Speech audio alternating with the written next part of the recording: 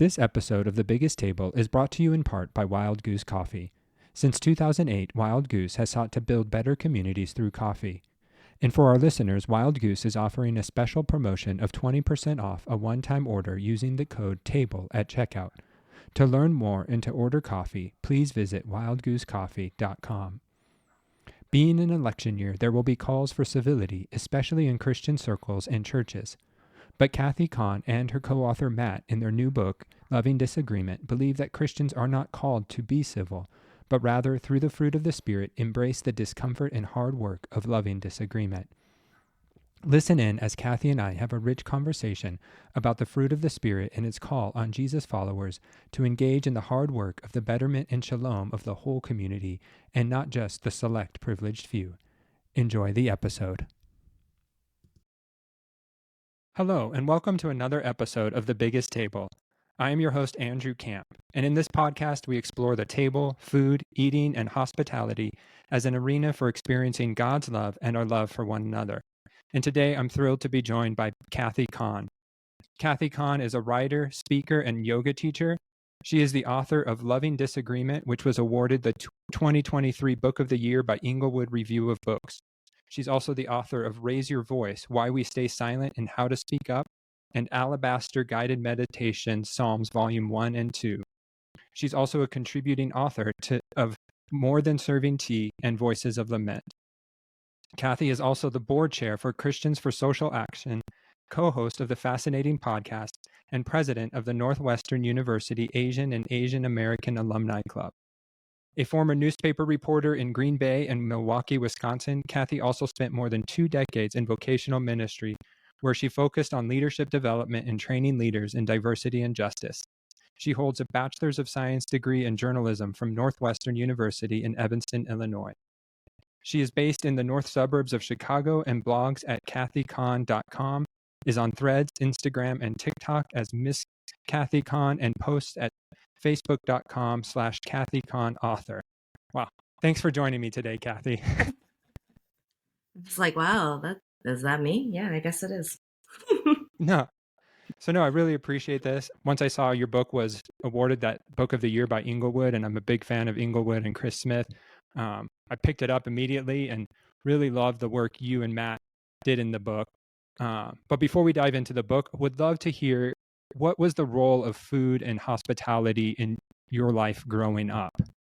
Oh, goodness. So I would say I remember lots of smells and food and gatherings of family and friends, particularly folks we knew through church. And so hospitality was abundant. However, it felt different because it really wasn't around my friends. So I was a child in the 70s and 80s, and Korean food, Asian food was still considered stinky and suspect. And it is so fascinating to me to see the rise of not only Asian American culture, but specifically around Korean culture. So like K-dramas, K-pop, and Korean food, like Korean barbecue, seeing influencers, white influencers making kimchi and posting videos about it. That just blows my mind. I'm so confused around that. And so when I think of hospitality, I think of, for me growing up, a hesitation because there was so much stigma around what we ate and the unfamiliarity of what we ate. And then I think a lot of immigrant children, and I know a lot of Asian American children of immigrants, we talk about how our ice smelled. So our ice makers, one, we don't use a lot of ice. We don't drink drinks with ice. But when we did use the ice, it smelled of garlic because our food had so much garlic in it, and we kept garlic in the fridge and kimchi in the fridge. And so when I think of hospitality growing up, it was very much an open door to people we could trust. So you've so with what I'm gathering you're saying is within the Korean American culture, there was an open door, but within your friends at a school around whites, there was much hesitation and even maybe isolation for you. Yeah, I think that there was a lot of hesitation because we were the first family of color in that elementary school that we knew of, um, and there was a lot of teasing and there was a lot of bullying, and so there was a lot of uncertainty and isolation and confusion. That was not my experience prior to moving. In second grade, we had been in the city of Chicago, so that was a very different experience of hospitality. That literally was an open door to friends from, the Philippines and Greece. And I still remember how every home smelled different. And we loved that. Hmm. That was very normal. But moving to the suburb was very like, ugh. Right. As you've then reflected on your journey as a child and being an immigrant, where do you continue to see food as an arena of hope and restoration? But then also, where where does food still and the table, where is it still used as a means of isolation and boundary keeping? Sure. I think for me and our family, so my husband and my three children, especially when the three kids were growing up, we were surprised at how excited and willing they were around our food.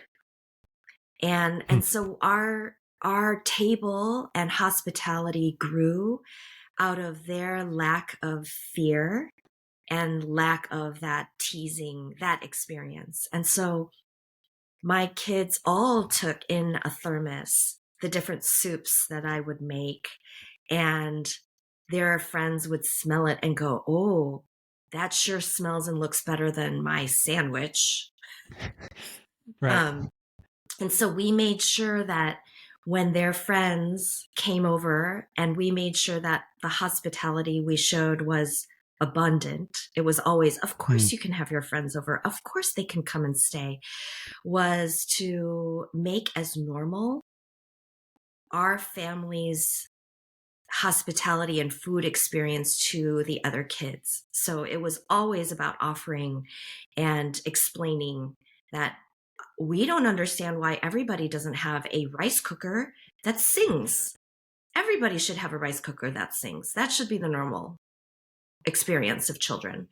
Um, and always offering food. Like, do you want to try this? If you don't prefer it, that's totally okay, but this is what we're having. And we found that that was a way to expand our hospitality and our hearts, as Hmm. well as open people into our homes. Um, Now in adulthood, we try to make sure that food and the table is not an isolating experience. And really, what that has meant for us is to learn about the needs and desires of our friends.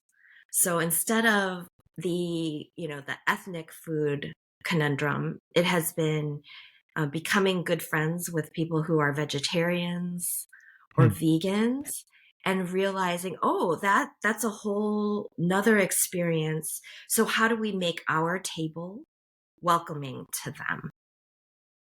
Hmm. Right. Yeah. And even in your book, you mentioned just the role of community, of the fruit of the spirit, that the fruit of the spirit isn't for me individually, but it's for the good of the community, which was Right. such a great love. I loved that perspective and challenge for me. And so, yeah, it just sounds like as you think about the table becomes more of what's good for the community and not just for me. Right. Right. And then what I also loved in your book as we transition to your book, because I was just reviewing it this week for the podcast and just was challenged anew and afresh. But it was what I was reminded looking through it was there's a lot of sitting in discomfort when it comes to the fruit of the spirit. Can can you talk about that? Because I don't usually think of discomfort when I think of the fruit of the spirit. I think of warm, fuzzy feelings. Oh, sure. And I think that that's probably how a lot of us were taught about the fruit of the spirit, right? Like Yeah. literally pictures of fruit. So, because the fruit of the spirit is moving us towards community and the good of the whole, the flourishing of the whole, that means we need to get out of our kind of individualized thinking, which is very dominant in the West, especially in the US culture. It's very much about my comfort, my care, right? It's called Mhm. self care, not community care. And so, as we were writing about it, I could not help but think that, yeah, everything about this life is sitting comfortably in the discomfort, in exploring and having hard conversations about why does this make you comfortable as a white man? And Mhm. what could that cause discomfort for me? And that conversation it's never going to be an easy one. And unfortunately, it's not one that we foster in the context of a church or a Christian community, right? It's always like, oh, we love each other because we're one in Christ, without actually wrestling with the issues that spark the great things that we read about in scripture, right? Like, why do we Mhm. care about Right. the widows? Well, because somebody was ignoring them. No, and you even mentioned in an early chapter about that just because you welcome somebody that, people of color or, um, women into your door doesn't mean they're actually welcomed fully, Welcomed. Right. and so there's a Absolutely. distinction between an open door and a seat at the table. Yeah. Um, Yeah. and, and so how then do we use the fruit of the spirit to invite more people to the table?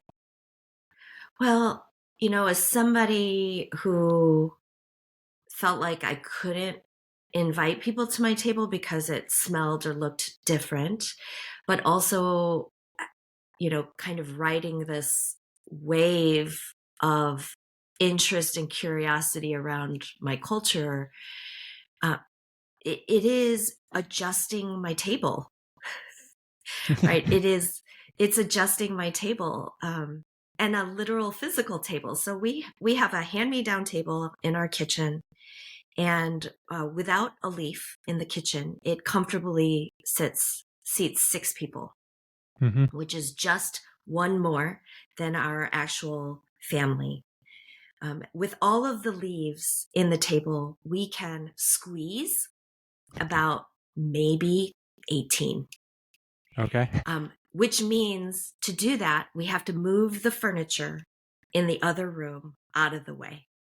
Hmm. And we have to pull tables that don't match or pull chairs that don't match from all over the house. Hmm. And I don't have 18 place settings. And so it's a mismatch. And so that's how I think about um, allowing the fruit of the spirit to change the table and to change what we bring and to change the actual table. It's not going to be a magazine layout.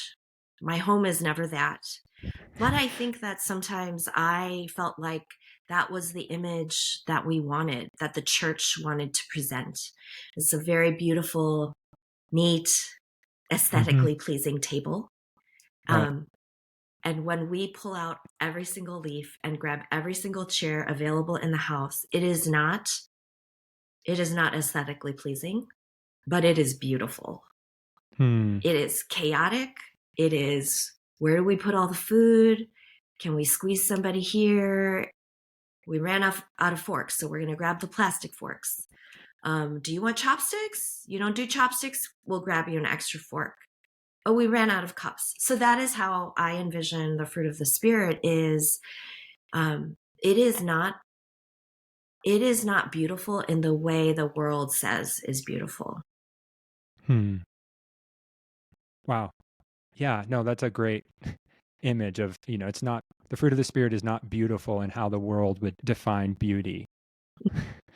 There's so much there just to think about. So then in what you were saying then also ties back to how you guys even open the book of we're not called to be civil. per se, and there's this idea that the fruit of the Spirit is this civility or nicety, whereas your table you just described is chaotic or mismatched. And so then what, as we're in an election year and nobody, at least my wife and I, we're not excited about this at No. all. And so there will be these calls for civility that, we think about. And so just based on even what you said, how do we move past civility and into this chaotic beauty that you were describing around the table?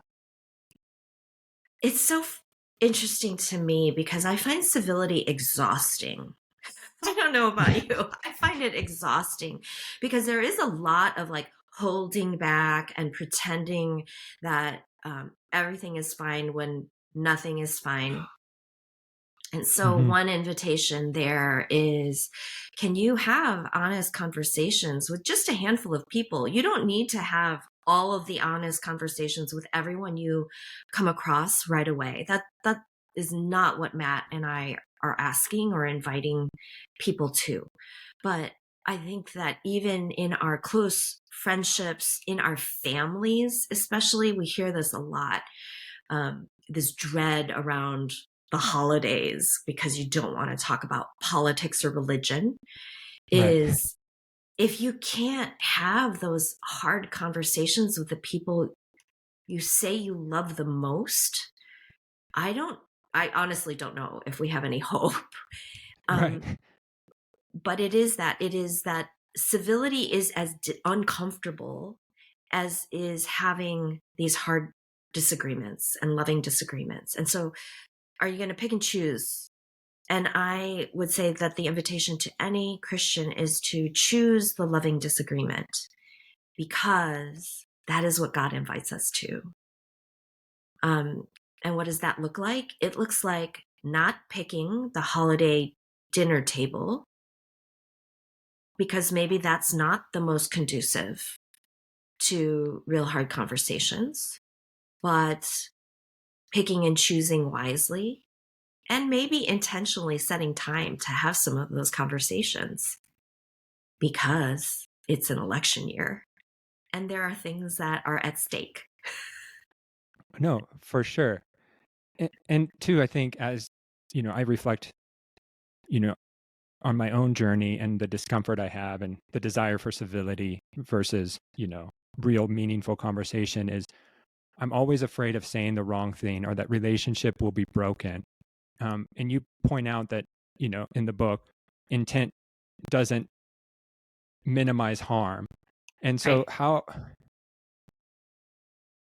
how do we do this well in a way that I know I'm going to say something wrong at some right, point, right. but then how do I have the courage to still lean in as a white middle class male in this world?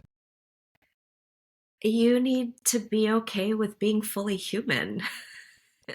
Right. And so I mean Yeah. you think that that's like, oh well, yeah, duh, but somewhere along the line we have forgotten to honor the humanity of one another. And Mm. so for me it is a level of frustration when um, non people of color are so fearful of making mistakes that they choose to pretend to be perfect Yeah. and never learn the art of apology and Mm. repentance and repair. And so, instead of thinking of it as I'm afraid of making a mistake, for all of us to frame it as I am going to enter fully into my humanity with humility. We all Mm. make mistakes. How do we then approach the other person, people, community, and say, yeah, that was a bad one. I am so sorry. Here is what I've learned. This is my mistake. I have a lot of learning to do. How can we repair? this relationship. And I have to tell you, I have seen that so few times. It makes Mm. me so sad. So sad and disappointed. Yeah. No, the embracing of one's humanity and, that we're all in this together, but also, yeah, that we can be okay with each other's frailties and humanity, but that doesn't then gloss over the real harm that people of color or minorities experience. And I think that's where it's really, it can be challenging. Sure. Um, Oh yeah, you know, absolutely. Um I've been in this quote unquote work for 30 years, and um I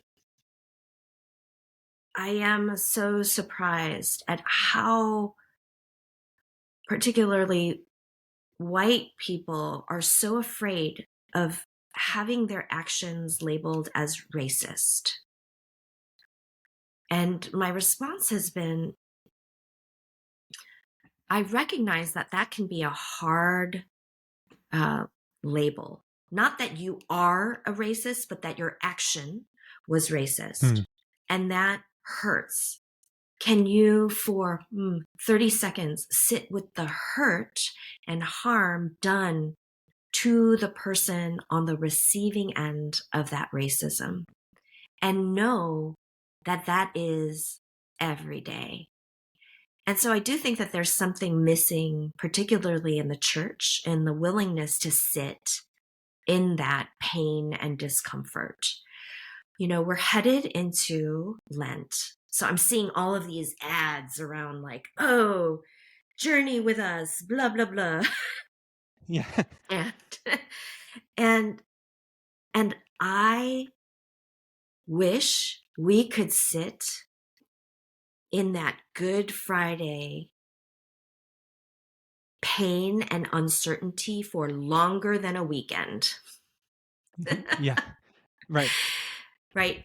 Because even that, yes, that is, the cycle and calendar of the church is that it really is great that people want to jump into Lent, but really it's that uncertainty and pain and discomfort of Good Friday.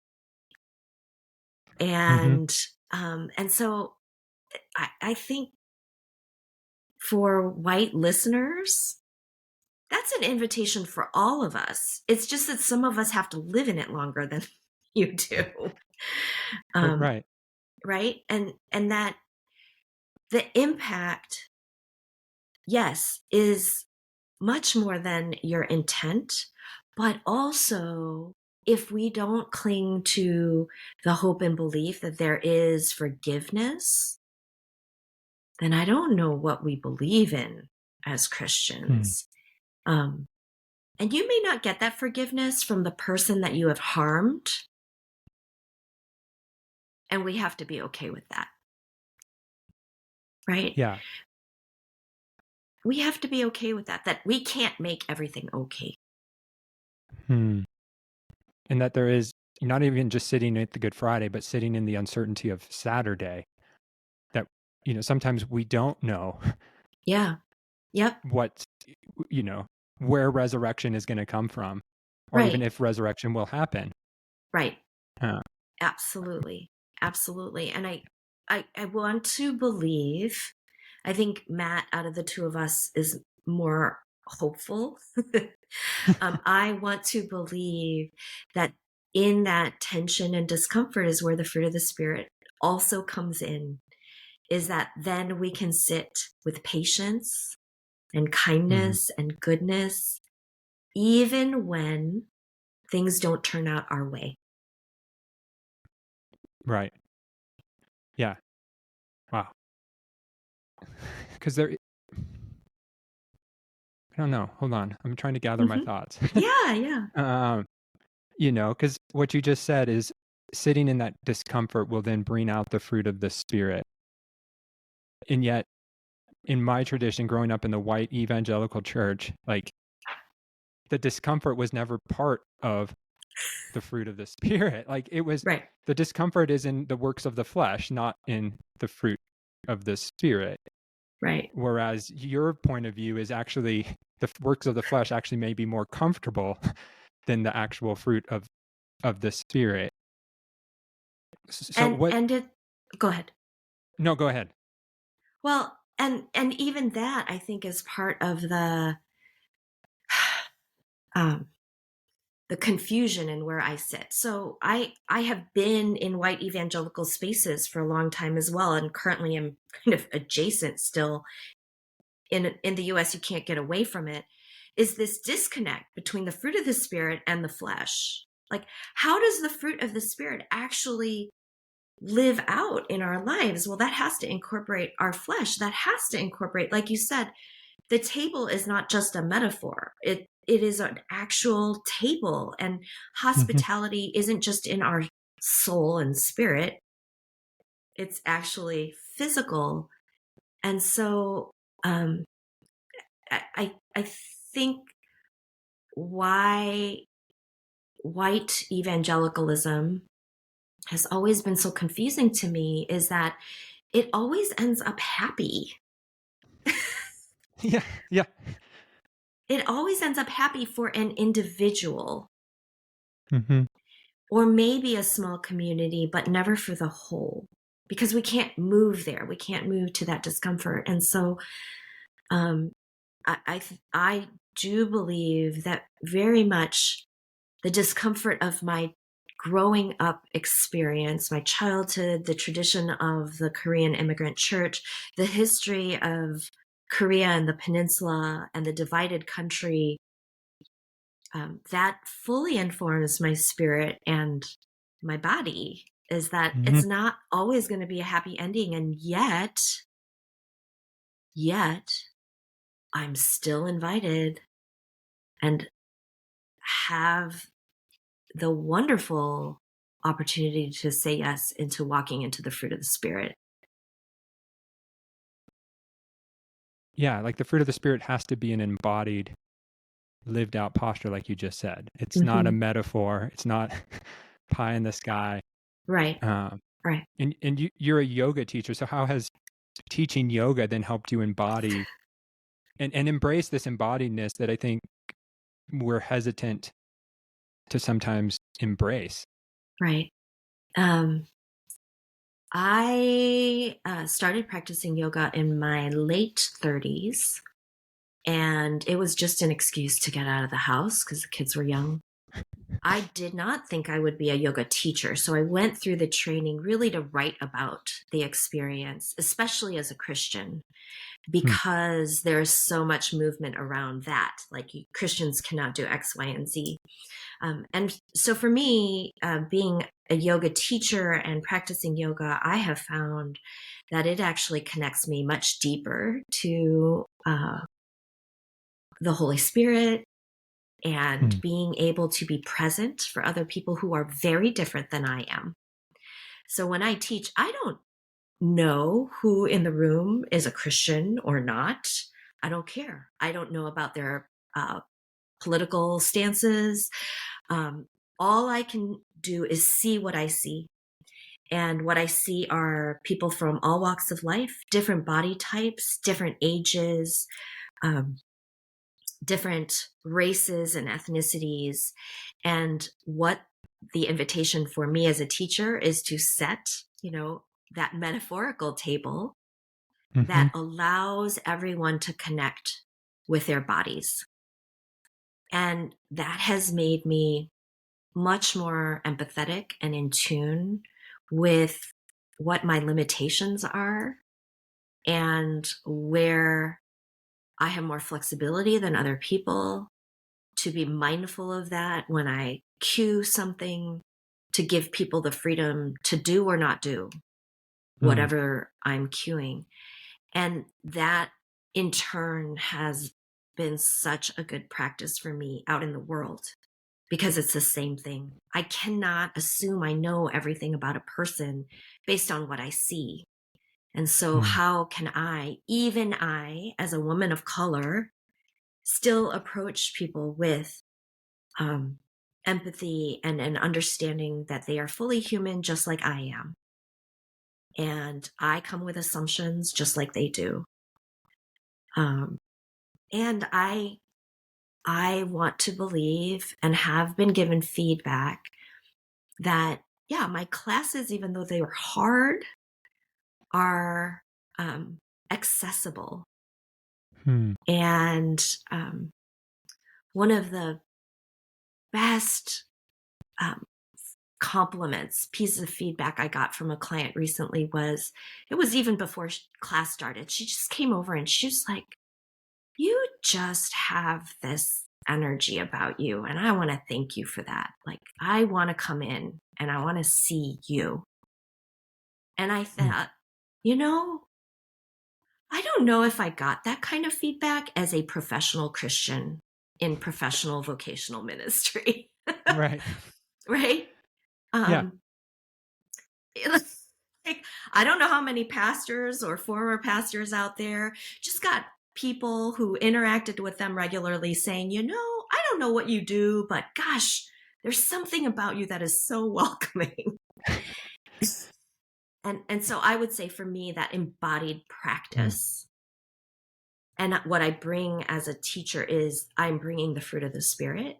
That embodied practice challenges me to be that person to a group of people who do not know anything else about me. Like, they don't know this side of me. No, right. Yeah. And so you're there just to welcome them and Yeah. to create a space in which they can then be more present Yeah. to their own bodies. Yeah. You know, and I love that phrase you use that, you know, it's hard, but it's accessible. Mm-hmm. Which I feel like that's such a apt metaphor for this cultivating this fruit of the Spirit, that it's not easy, Right. but it is accessible. Mm-hmm.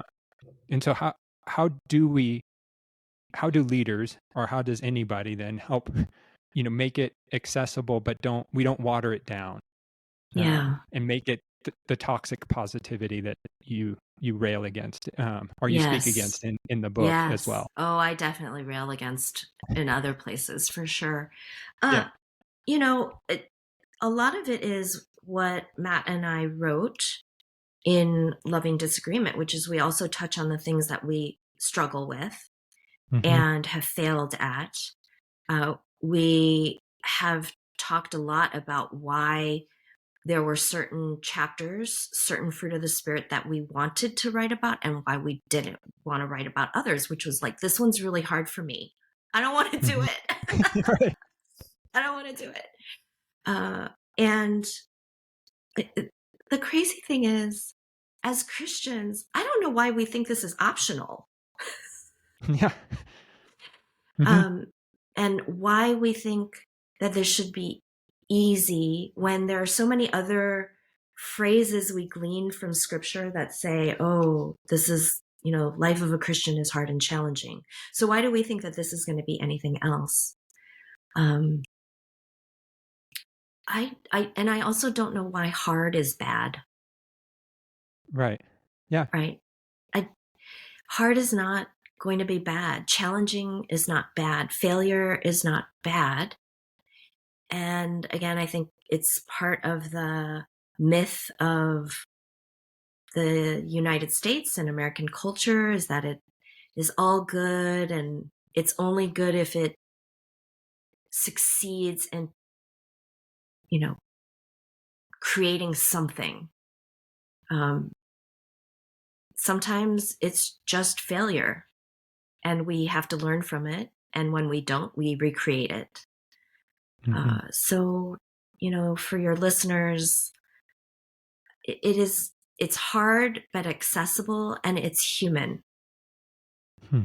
It's being human. I don't know why we think that everything is supposed to be easy. Yeah. You know, because if you think about a normal fruit tree, it takes years for it to even start to bear fruit. Yep. And yet we think the fruit of the Spirit is in easy, instantaneous right once we Yeah. become Christians. Yes. Yes. And Uh, um and and I don't have any fruit trees because I live in the Midwest, and I could grow apples. We have apple trees in the back, but what we learned is that we don't have the right other kind of apple tree, so that the cross pollination kind of thing. okay. Um, and so I have friends in California, and they talk about their neighborhoods where there are like so many fruit trees you can just like grab fruit off the sidewalk. It boggles my mind, Right. but I believe them. That hard work again is not about your individual. I get my orange, right? It's for the community. It's for the whole, and um, and I think a lot about, again, that metaphor, and the reality of the table is that my parents and their generation of immigrants, the work and sacrifice they did was not easy. It was very Mhm. hard, but it wasn't just for themselves. It was for me and my generation and my kids' generation. And so, what is that if not love? Right. What is that if not patience? What is that if not perseverance? And so I do think and want to invite all of your listeners, like, life is not supposed to be easy, and it never has, even for people of privilege. And Mm. there's a glossing over that. And so if we think to the reality of life, how can we really look back and see the fruit of the Spirit, um, and how we need it? How we need it. No, for sure. Yeah. Um, That's a good reminder that life's never been easy, although I think so much of modern culture invites us to think of life as and wanting life as easy everywhere or easy Mm-hmm. always, you know, or, grocery stores. You can just go, if you live in a place where you have grocery stores, you can just go and grab whatever fruits and vegetables you want at any time of the year, including Right. strawberries in the dead of winter when, Yeah. Yeah.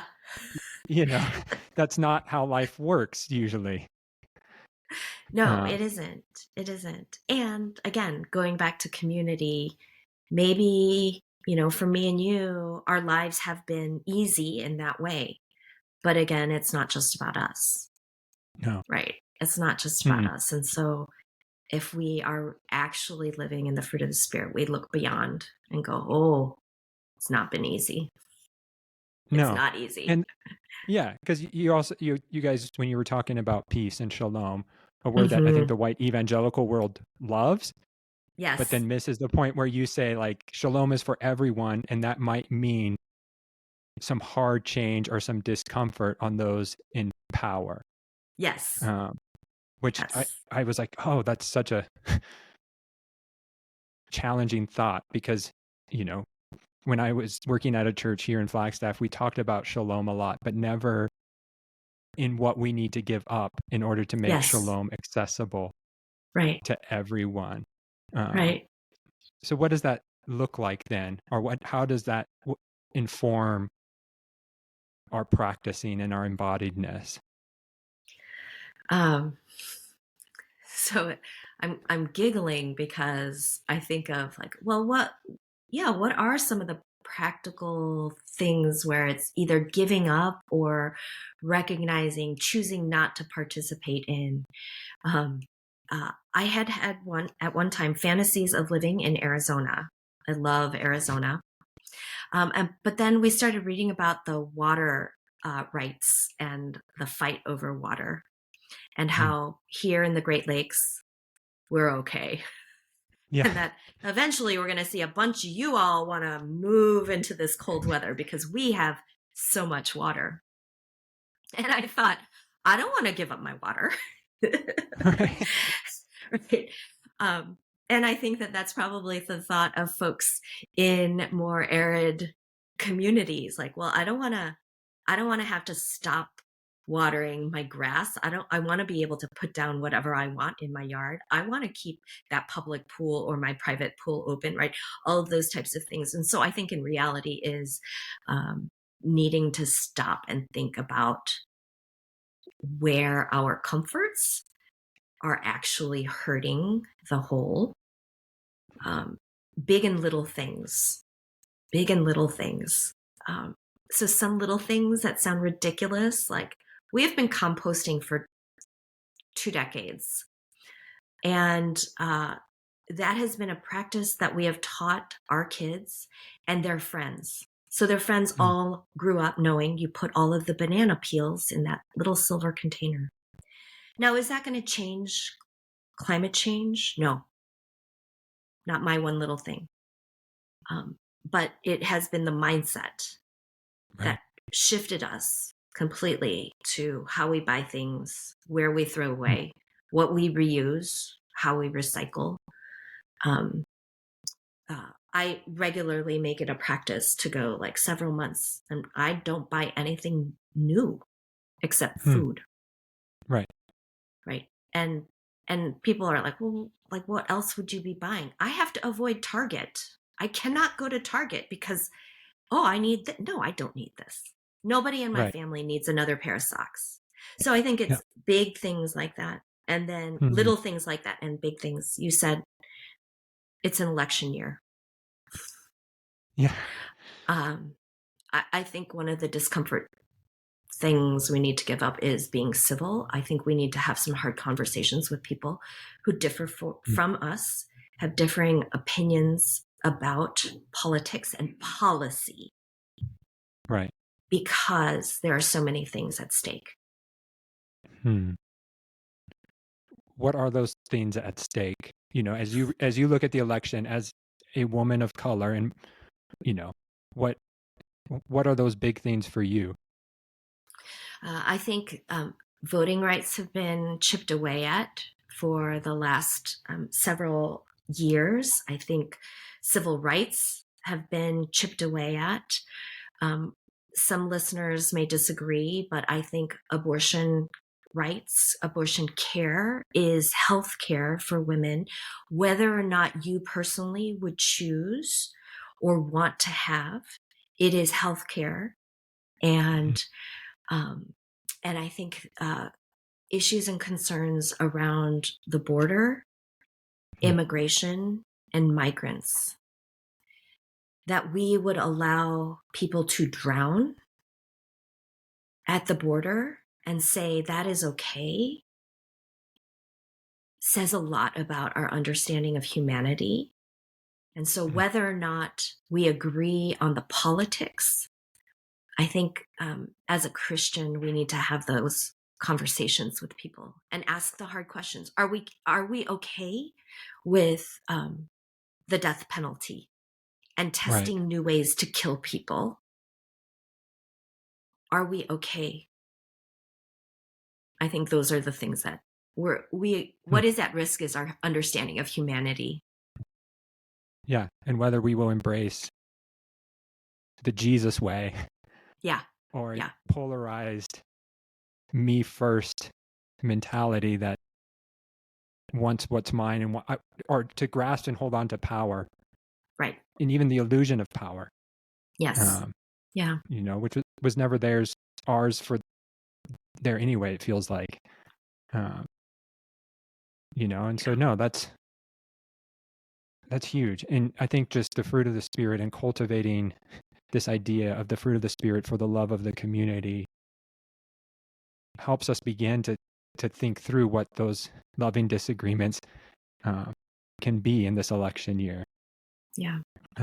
Because you also mentioned that truth telling, you and Matt mentioned truth telling is not a fruit of the Spirit, Yeah. whereas it seems like white evangelicals are, and maybe it's broader, but we want to tell the truth Right. regardless of how it feels or how it's received. Right. Um, and Right. and so what place does truth telling then have? Um, as we cultivate the fruit of the Spirit? Um, it it isn't a fruit of the Spirit, and so what is our priority in our relationships? Yeah. And right, and it's so funny because a couple of years ago there was a big wave of like speak your truth and live your truth, and we had entertained even for raise your voice some title around that idea of truth telling, and um and I believe that white evangelicalism hijacked this idea of being the only bearers of truth. Hmm. I come from a reporting background, and really the goal there is not about truth, it's about facts. Right? Yeah. And so your truth and my truth can differ, but what are the facts? Hmm. And what's hard there is that as a person of faith, sometimes you don't know all of the facts. And so you just have to have faith, right? So where Yeah. does truth telling come in the fruit of the Spirit? It comes last. Like, that is not the front end goal. No. And I think that part of my church experience, especially in the white evangelical spaces, was very much that was the tip of the spear. Mm-hmm. We're speaking truth, speak truth to power, forgetting that we may actually not be the ones who have the whole picture. Right. And so, truth telling is there. I think that there is a place. I just had a conversation with somebody who was like, "You're a reluctant prophet."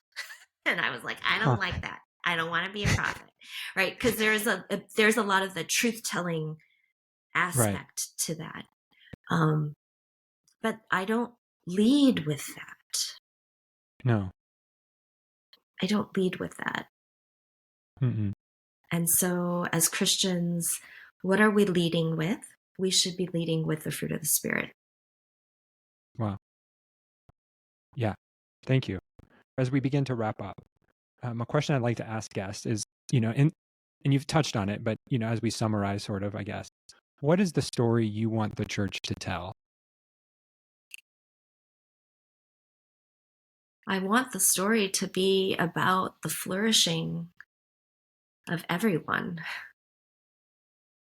Hmm. not of the select.